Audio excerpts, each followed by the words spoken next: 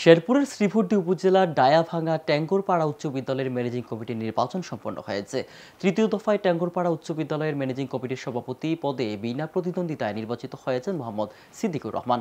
এর আগে ম্যানেজিং কমিটির অভিভাবক সদস্য হিসেবে ভোটের মাধ্যমে 5 জন সদস্য নির্বাচিত হয়। বৃহস্পতিবার শ্রীভূর্তি উপজেলার বায়াডাঙ্গা বাজার ট্যাঙ্গরপাড়া উচ্চ বিদ্যালয়ের হলরুমে নবনির্বাচিত সদস্যদের উপস্থিতিতে সভাপতি পদে কোনো প্রার্থী না থাকায় মোহাম্মদ সিদ্দিকুর রহমানকে 2 বছর মেয়াদে সভাপতি হিসেবে নির্বাচিত করেন উপজেলা শিক্ষা অফিসার রুহুল আমিন তালুকদার ও একাডেমিক সুপারভাইজার মোশাররফ হোসেন।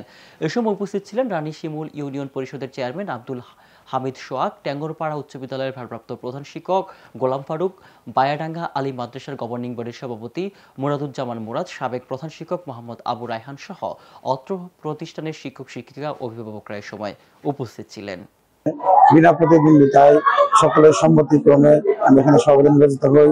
আমার উদ্দেশ্য এই স্কুলকে ভালো করা, এমনকি ছাত্রছাত্রীদের সুবিধার জন্য যা যা করা দরকার তাই করব। নির্বাচিত সদস্যরাই সবাই মিলে ম্যানেজিং কমিটির সভাপতি নির্বাচন করলেন আজকে। আমি গত 3 জুনে এই নির্বাচনে আমি 338 ভোটে বিজয়ী হয়েছি। সকলের কাছে দোয়া চাই।